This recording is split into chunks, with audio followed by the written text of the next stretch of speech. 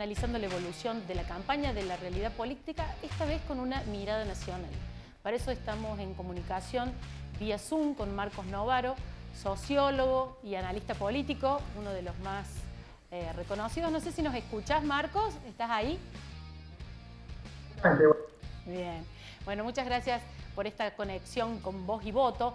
Acá en el programa hoy venimos hablando mucho del rol enérgico que ha asumido el gobernador Juan Schiaretti en la campaña y de cómo en las últimas horas asumió una confrontación muy fuerte con el gobierno nacional y en especial con la vicepresidenta. Se cruzaron por Twitter. Todo esto también en Córdoba, en el marco de disputar votos con Juntos por el Cambio, ¿no? en esa polarización que se ha dado en la elección. ¿Cuál es tu mirada sobre Schiaretti? ¿Cómo ves esta levantada de perfil de su parte? ¿Y qué crees que puede generar en el peronismo? Bueno, yo creo que el desafío de Schiaretti es romper la polarización, ¿no? Y sin duda va a ser una fuerza muy intensa en todo el país, incluido Córdoba, digamos, donde siempre ha tenido dificultades Schiaretti para encarar las elecciones nacionales. En este caso, además, yo creo que hay un fenómeno que se está produciendo que es muy desfavorable para él, que es que los votantes decepcionados con el oficialismo no buscan alternativas peronistas moderadas, porque la avenida del medio ha quedado muy desprestigiada después de la deserción de Massa. Este es el fenómeno por el cual Randazzo no recogió prácticamente ningún voto de los que emigraron del oficialismo bonaerense, ¿no? Gente que o se quedó en su casa o prefirió alternativas no peronistas. Y creo que Schiaretti enfrenta un peligro similar, digamos, ¿no? De que incluso sus votantes más fieles en elecciones locales y distritales no lo acompañan en esta elección nacional por la intensa polarización y por este desprestigio de la avenida del medio. Marcos, a nivel nacional, cito y me dirás si estás de acuerdo, tenemos al kirchnerismo, a la cámpora por un lado, a los gobernadores con Alberto, digamos, por otro, como otra de las fracciones del peronismo, y el schiarettismo podría ser una tercera fuerza, un intento de un peronismo federal, ¿lo ves por ahí? Bueno, creo que el escenario va a cambiar mucho después de estas elecciones, así que todo lo que podemos describir de lo que fue el peronismo en los últimos 2 años, digamos, de ese proceso de reunificación peronista que logró Cristina con el pacto con Alberto, creo que va a empezar a cambiar, ¿no? ¿Qué pasa con los gobernadores hoy?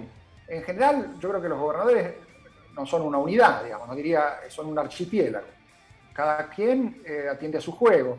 Y el juego que más les conviene es no intervenir en la política nacional. Por eso uno, digamos, no escucha ningún comentario, ninguna opinión de ellos respecto de los problemas del gobierno nacional. Se han vuelto casi intendentes, ¿no? Ellos le limpian la vereda al vecino y dicen, bueno, votame según lo que yo hago acá, en tu vereda, digamos, ¿no? O sea, de los problemas nacionales no tengo nada que ver. Esta es una estrategia que es muy razonable. Ahora, en el mediano plazo, digamos, es insostenible, ¿no? O sea, un peronismo municipalizado de esa manera, completamente irresponsable de las políticas que en su nombre se hacen a nivel nacional, creo que a mediano o largo plazo no se puede sostener. Entonces yo creo que vamos a ver un progresivo cambio en las filas del peronismo. Ahora, ¿de qué depende ese cambio? Y si ese cambio va en dirección a recomponer un peronismo moderado, autónomo del kirchnerismo. Yo creo que depende en parte de la evolución de la crisis económica, en parte también del grado de radicalización de Cristina. Bueno, si Cristina se radicaliza, eso le va a hacer fácil el juego al resto del peronismo, que puede rápidamente decir, bueno, el peronismo, el peronismo territorial se desentiende de este gobierno que queda en manos de Cristina. Bueno, hace lo que pueda Cristina, pero nosotros no tenemos nada que ver con esto. Y apostamos a otra cosa en 2023 porque el Frente de Todos y la convivencia con el kirchnerismo no funcionó. ¿Qué ves, una ruptura ahí posible? Yo creo que ese es un escenario de ruptura, pero no creo que es el más probable, porque Cristina no es tan necia, digamos, ¿no? Se está radicalizando ahora para la campaña, para polarizar la escena, pero yo creo que después de la elección ella sabe que le conviene moderarse, por lo menos relativamente. No para hacerle caso al Fondo Monetario, no para hacer un plan de estabilización en serio, digamos, nada en serio va a salir de este gobierno, pero sí para intentar mantener estos equilibrios, estas ambigüedades típicas del albertismo, ¿no? Es decir, bueno, un poco de esto y un poco de lo otro, ¿no?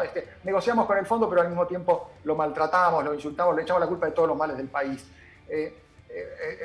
Seducimos a los empresarios, pero también le aplicamos congelamiento de precios. Ese tipo de ambigüedad yo creo que va a continuar, y en esa ambigüedad probablemente el resto del peronismo también siga en la ambigüedad, ¿no? Una estrategia de silencio a la espera de que en 2023, desdoblando las elecciones, bueno, tal vez se les abra una nueva posibilidad de pensar un peronismo para el futuro. Ojalá que no sea un peronismo municipalizado, digamos, ¿no? Que sea un peronismo que se haga cargo de los problemas del país.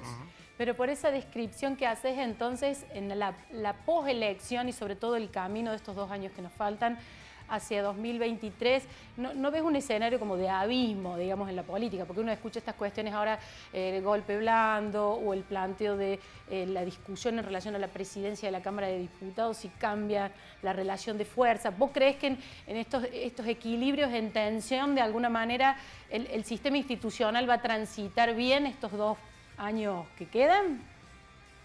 Bueno, bien tal vez es mucho decir, ¿no? Ojalá los transite sobreviviendo, digamos, ¿no? O sea, tenemos que apostar a eso, a la sobrevivencia, en un contexto que va a ser seguramente malo, ¿no? Un contexto malo en términos económicos y sociales y tal vez también en términos institucionales, porque Cristina ya se ha dado cuenta que se le está acabando el tiempo y su objetivo de eliminar todas las causas en su contra no se ha cumplido, digamos, ¿no? Entonces, probablemente en ese terreno sí veamos radicalización. En el terreno de la justicia va a haber mucho conflicto institucional y político. Ahora, en otros terrenos yo creo que le conviene ser más moderada, seguramente en los aspectos económicos. Yo no creo que ponga de ministro a alguien como Feletti, digamos, ¿no? Sería, creo, un suicidio. Seguramente va a tratar de mantener o a Guzmán o a alguien parecido a Guzmán que tolere a Feletti, pero que también intente hacer un poco de cal y de arena, digamos. Entonces, en ese marco, obviamente que no es el mejor escenario para Argentina, vamos a tener 2 años muy duros, pero tal vez no los peores que podemos tener, que seguirían a un curso radicalizado de Cristina, digamos. Y en términos, digamos, de la suerte de los partidos, bueno, yo creo que hay que apostar a que mientras también busquen sobrevivir a estos 2 años, y para el peronismo va a ser especialmente difícil eso, para los gobernadores, intendentes y también para los sindicalistas, de todos modos empiecen a pensar en el futuro, ¿no? O sea, tienen que pensar en lo que aprendieron de esta experiencia, que es que con el kirchnerismo convivir no es fácil, y entonces apuesten de un modo más consistente que después de 2015 a una salida con una coalición más amplia de gobierno que encare realmente los problemas de reforma y de sustentabilidad de la economía argentina, ¿no? Los problemas de estabilizar el peso y combatir en serio la inflación. Esos problemas ojalá los encuentren al grueso del peronismo, seguramente no a todos, pero ojalá al grueso de ellos del lado del cambio, del futuro, y no de esta municipalización y de la desresponsabilización, ¿no? Bien. Bueno, muchísimas gracias, Marco. Ha sido muy interesante escucharte. Gracias por este momento con Voz y Voto. No, gracias a ustedes. Ha sido un placer. Buenas tardes.